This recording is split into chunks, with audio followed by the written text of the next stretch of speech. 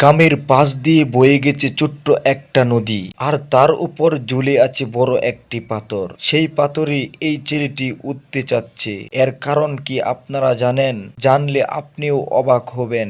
চলুন এই রহস্যজনক পাথরের সম্পর্কে জেনে আসি। এই পাথরে কেউই উঠতে পারে না, কিন্তু সেই ছেলেটি কেন উঠতেছে সেই কারণগুলো আজকে উল্লেখ করব।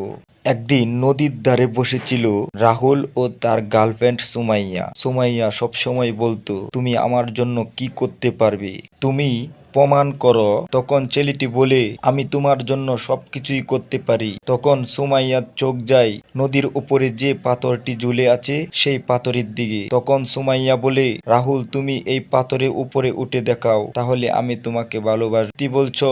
তখন ছেলেটি বিশ্বাস করে। তখন সেই ছেলেটি এই পাথরের উপরে উঠার চেষ্টা করছে। এই পাথরে উঠার সময় তার হাতে পায়ে রক্ত ঝরছিল, কিন্তু তার উঠতে হবে। তার চোখে শুধুই ছিল সুমাইয়ার ছবি, আর সুমাইয়ার কথা ভেবে সে পাথরে উঠতেই হবে। তার এই চিন্তা ভাবনা সে এখানে জয় হবে।